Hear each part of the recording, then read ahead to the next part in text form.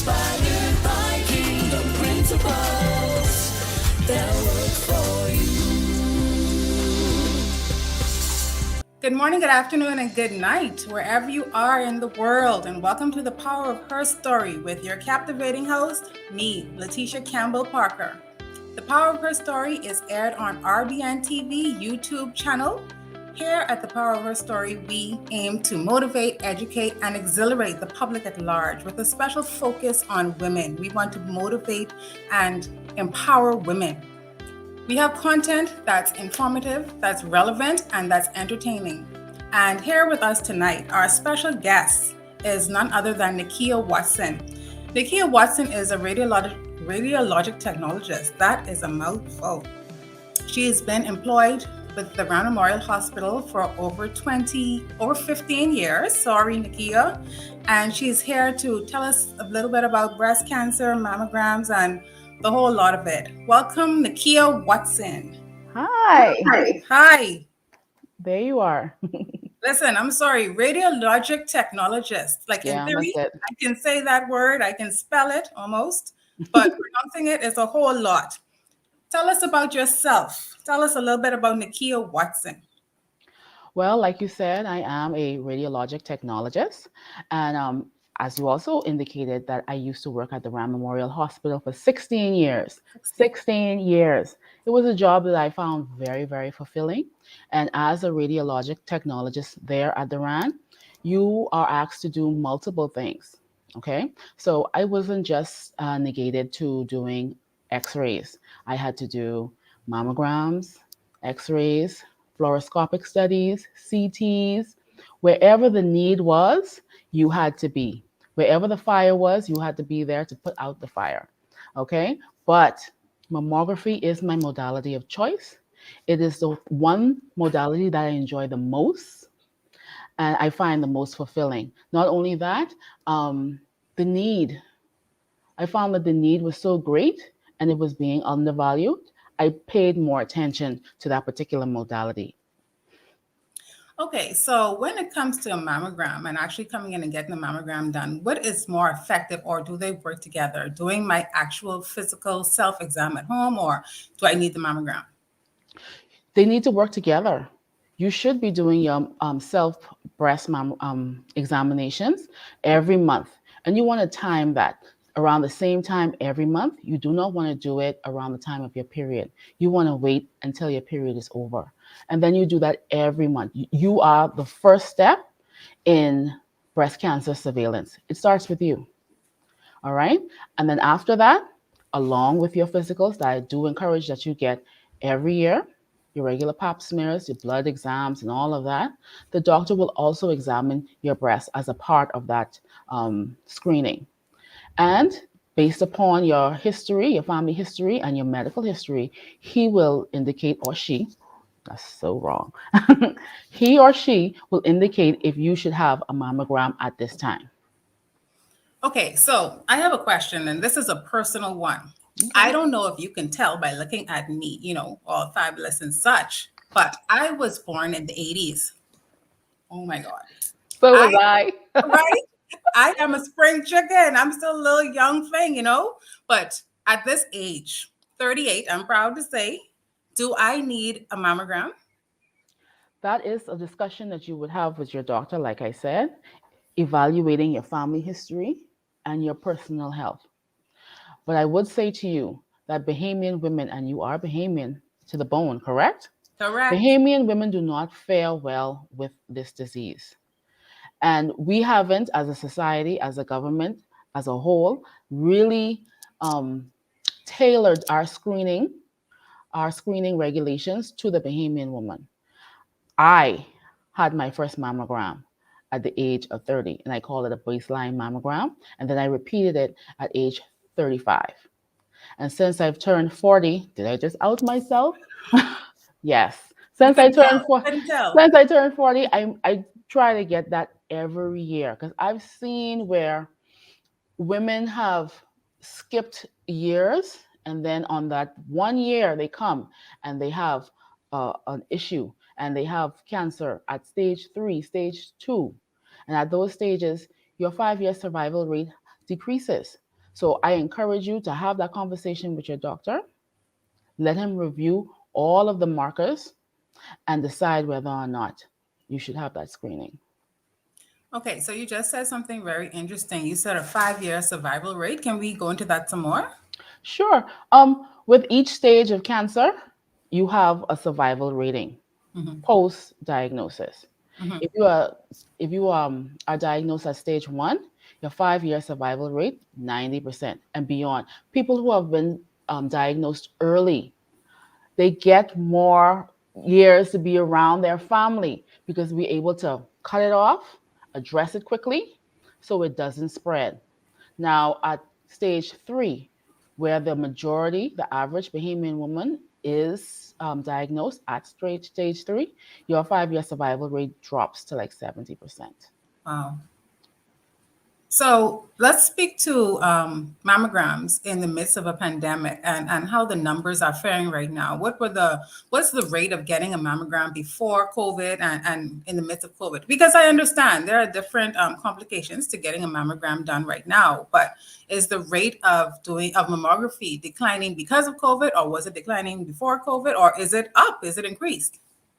Well, it was declining before COVID, and there are some extrinsic factors that go along with that. For instance, I live in Grand Bahama, and over the past 10 years, we have been impacted by 5 hurricanes within the past decade. And that plays a role in whether or not women get screened. Just think about it. You've been displaced from your home due to flooding because of a hurricane. What is your first inclination? You're going to get your home back up and running. Your Yeah. finances is going to be geared towards securing a safe shelter for you and your family, getting back to some sort of normalcy.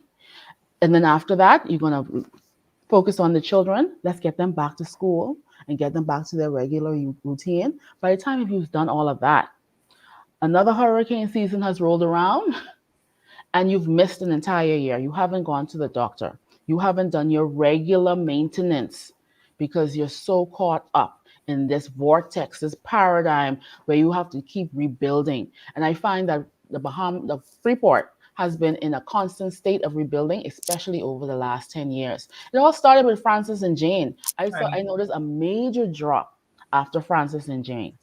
Okay, don't forget now, after those two storms, electricity was down for like what, 6 weeks? Yep. There was no water for 3 weeks. Nobody is thinking about a screening mammogram at that time. Let's be honest. So, after you've gone through such a traumatic experience, it takes time not only for you to get your home back up in order, but it also takes the hospital time to get back up in order. I worked during Francis and Jane. Most of the injuries occur in the cleanup. People Mhm. falling from the roof, not handling the chainsaw. Girl, I have some stories. Not handling those chainsaws to cut down the trees and all of that. Back issues. Most of your emergency cases will happen after the storm. People driving around and not knowing that there's a tree in the road and it's dark. So get the hospital getting back up to a place of normalcy, that takes a while. And you will find that the last thing that they will probably do is focus on the mammo screening because it's not an emergency tool. Right. Okay. Mhm. So that's some of the reasons why we've been having a problem. I do feel as though we need someone to just focus on that. For instance, you can have someone, they rebuild their home, and the next thing they do, it's their duty to go and make sure that service is up and running. And then you have to really advertise, hey, we're up and running. We've returned to normal. I noticed after Dorian, the Ministry of Tourism, they did an aggressive campaign to make sure the whole world knew that, hey, yes, two islands were affected by Hurricane Dorian, but Nassau is open, Long Island is open, Cat Island is open to make sure you know that we haven't completely shut down. And Right. I think the same thing needs to be applied in this case. Right. I don't know. It seems as if tourism is a bigger priority than our health and than our lives and survival rates. But who's going to serve the tourists? Our bread and butter. So we talked about genetics in terms of breast cancer. Can we touch on the BRCA gene? I've heard a lot about this BRCA gene. Give me something about the BRCA gene. What is it? I want you to think about the BRCA gene as a beat cop, someone who's driving in the car, making sure the streets are safe. And if they see anything awry, they will call for backup, and they and their backup will come and address the situation. That's how I Mhm. want you to think of the BRCA gene. The BRCA gene is supposed to be surveilling your tissues to make sure there are no uncontrolled growths. Now, when you hear about BRCA gene mutation, I want you to think about that beat cop taking a prolonged break to Starbucks. He's Mm, not on the road patrolling the breast and right. making sure things are in order and there are no disruptions. He's not calling up for backup so that we could isolate this issue and attack it and get rid of it. So when you think of BRCA gene, that's how I want you to think of it. Mm. So is there a test you can do for that? I'm sure there was, but is it a There is a test, and we have had some women. There was a study done some years ago screening women for the BRCA gene, and they discovered that um, we have a lot of women who have this BRCA gene mutation a lot. I can't say to what the cost is, although I've heard that it's quite expensive. Of course, it's a medical tool. Of course, yeah. it's expensive. So I can't really speak to that, but there is a test that exists. I can't say to where to get it. I know that they have employed it in some studies here in the Bahamas, and it's revealed some very, very staggering results.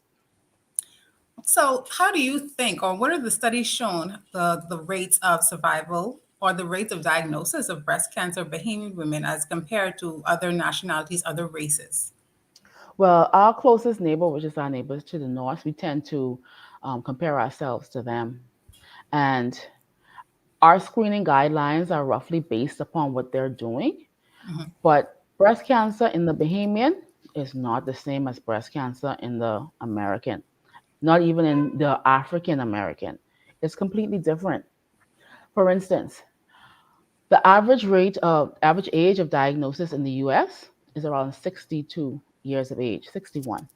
In the Bahamas is around 42. So we're getting it younger at very young ages. And like I said, because of delays in the services, all of these climatic disruptions, a whole plethora of things, we do not catch the disease until it's progressed to a level at around stage 3. So, and then of course, access to healthcare is not as widespread here. Well, you know how many you could ride on the highway in the United States and pass a plethora of hospitals. We're selected in what we have here. And then out in the out islands, they have clinics. If they want to have anything major done, they have to come to one of the major cities, Nassau or Freeport. So all of these things factor into that. So when we talked about the declining rate of mammography here in the Bahamas, not only in Grand Bahama, but in the Bahamas as a whole, do you think fear contributes to it? Because I know personally, I know women in general tend to downplay medical conditions. You know, you feel a headache, you felt this headache for the last 4 weeks. It's just a headache, it's just a headache, it's just a headache. And by the time you go to the doctor, it's a major issue. So do you feel that we kind of want to put it off a bit? Like, I don't really want to address it right now. It's not a big deal. And, you know, does the fear of being diagnosed play into this?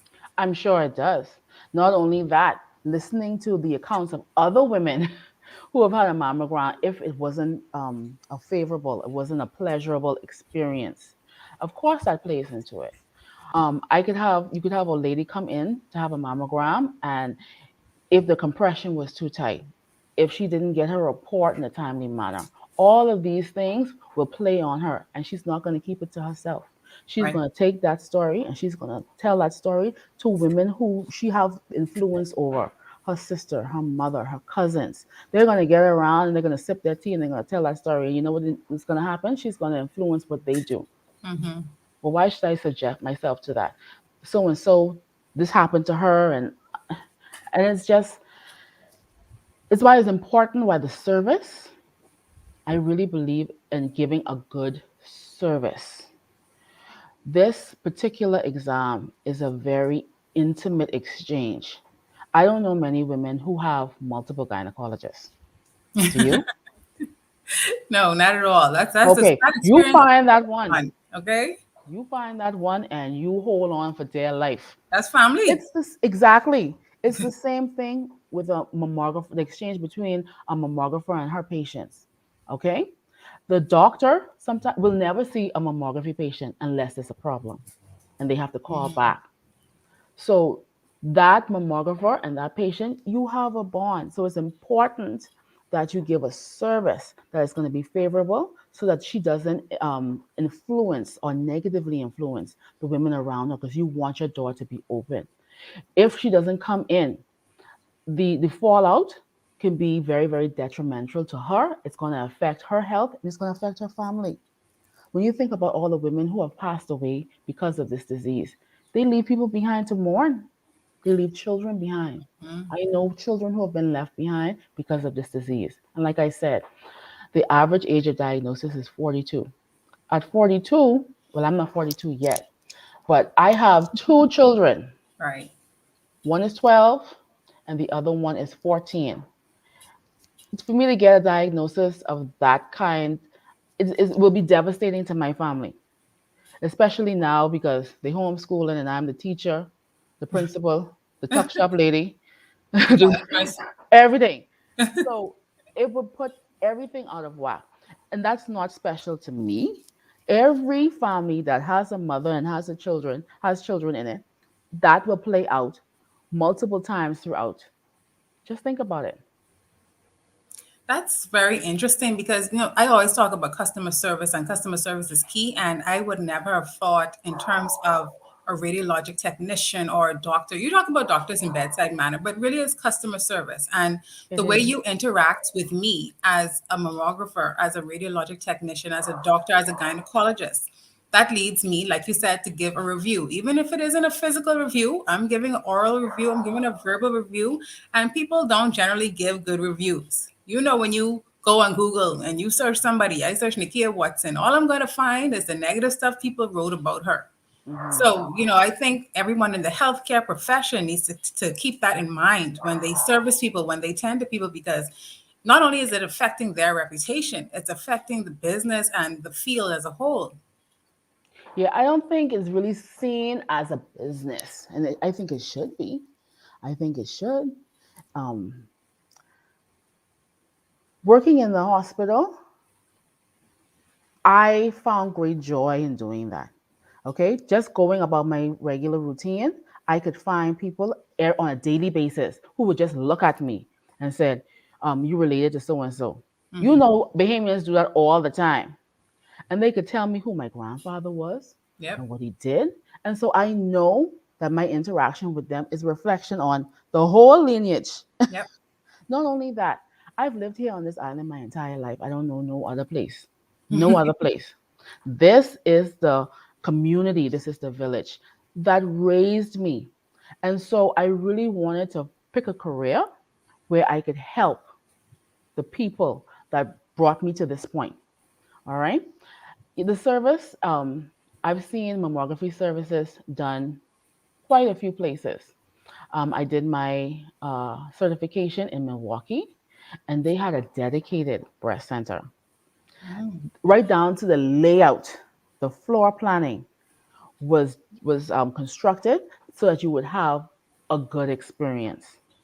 The way that the mammographers would speak to the patient and ask permission to do certain things. Right. It wasn't a dictatorship. Yes, you have presented yourself for this exam, but can I? May I? Is this okay? Your verbiage is important. All right. Access to the service, giving appointments in a timely manner, making the appointment specialized to the woman. All right. Here we give an appointment and it's a one time for 20 women. And all 20 women come for this one appointment. And you Yep. sit and you wait until your number is called. That's very impersonal. Yes. It's very impersonal. It shouldn't be that way. And that also plays in to the evaluation of the service. Okay? So I believe we should do mammography differently, provide the service differently, cater to the woman. We are very sensitive beings. And you know what you're asking me to do in this room? You should at least ask. I think you should at least ask.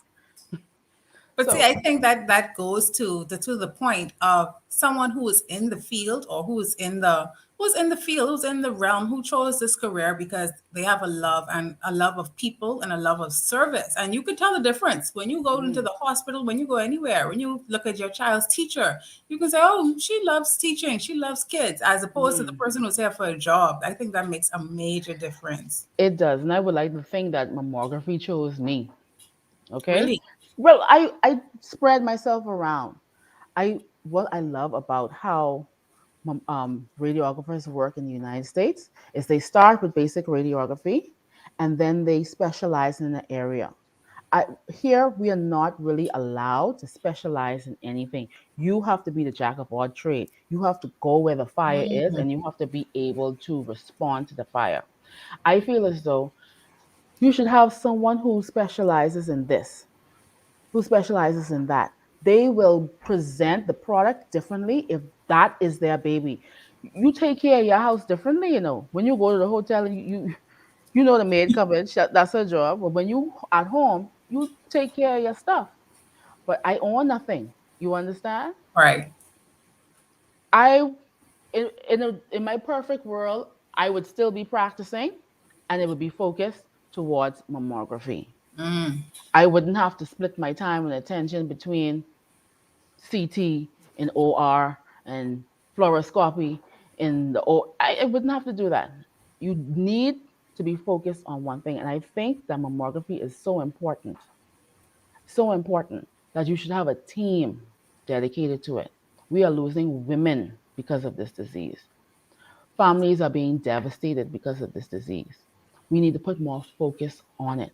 All right? Just like how we put focus on COVID. And I believe the reason why we put so much focus on COVID right now is because it kills fast.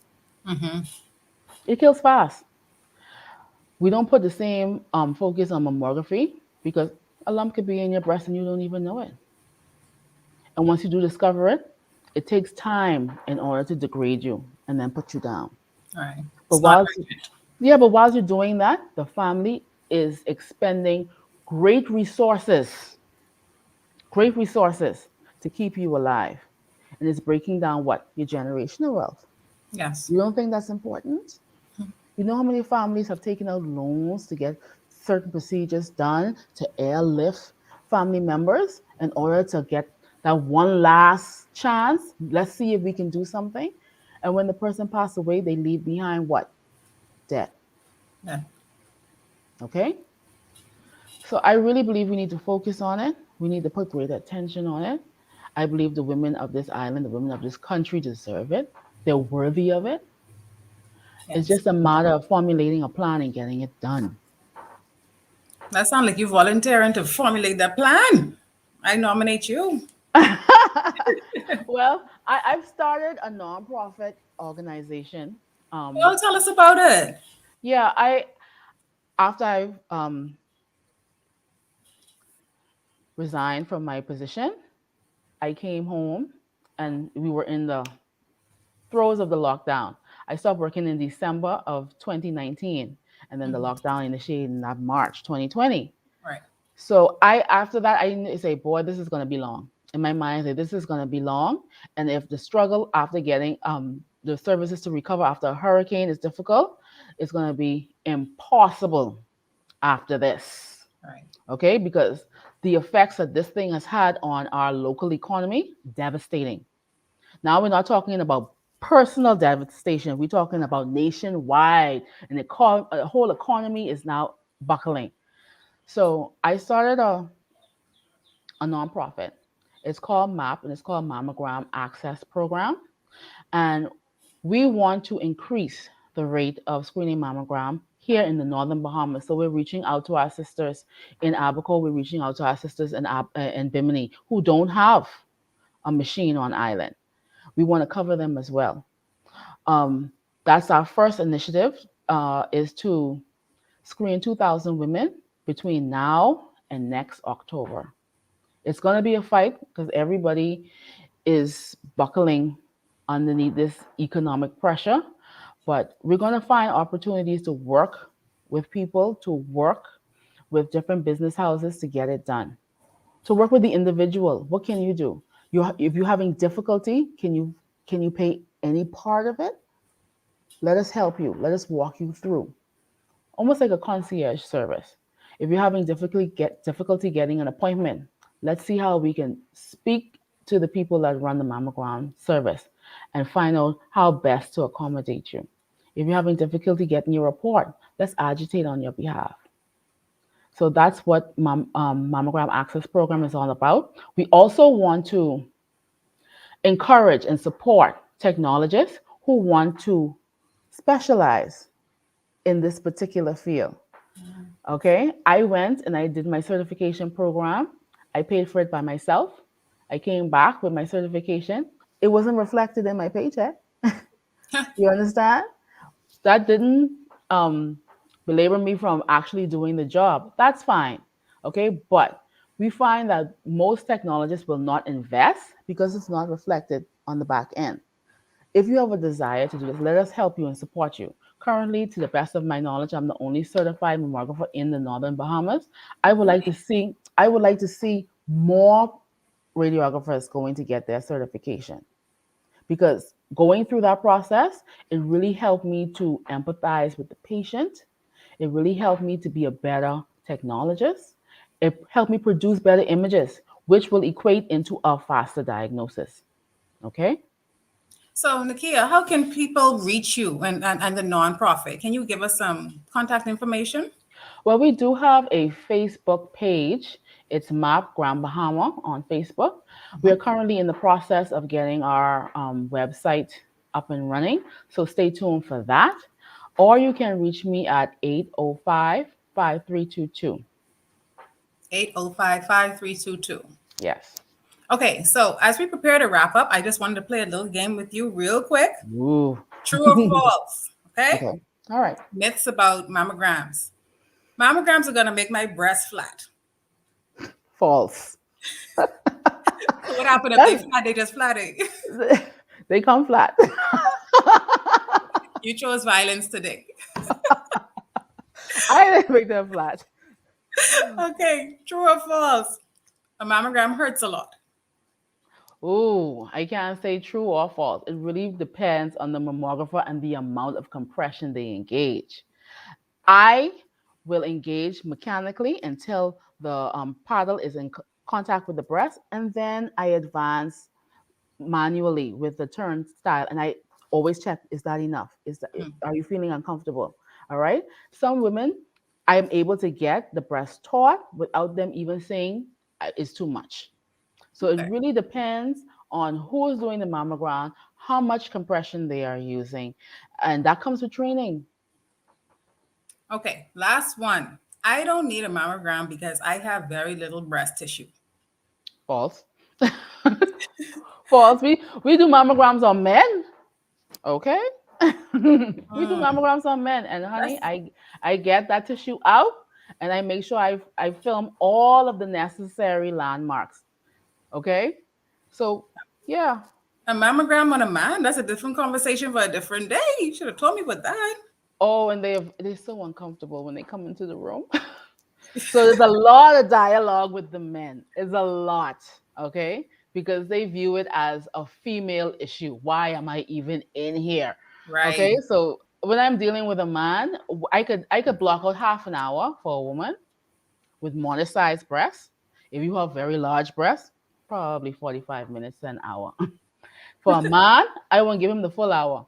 Wow. He ain't got nothing much, but he's gonna want to have something to say. I have to explain this to him. Okay. So. Well, Nikiea, we want to thank you for joining us on The Power of Her Story today. You were very, very enlightening, very entertaining also. Even though you chose violence, you chose to talk about my flat breast. I didn't appreciate it. I didn't come prepared. Let me cover it up. I thought you could handle the truth. Oh no, I was ready. You say I come on here like, I thought I was showing something. Wow. So we want to let everyone know the Power of Her Story airs on RBNTV YouTube channel. Check it out along with 9 other shows. There's 9 other shows on RBNTV now, people. So like, share, subscribe, and keep yourself informed. And let's empower women. Nikiea, thank you again for coming along. We look forward to hearing from you in the future. Thank you. You're watching RBNTV. We are networking, promoting, we're scoring points for you, proclaiming, declaring, here to encourage you. No matter the problem, we will enlighten you. We hear you, please listen.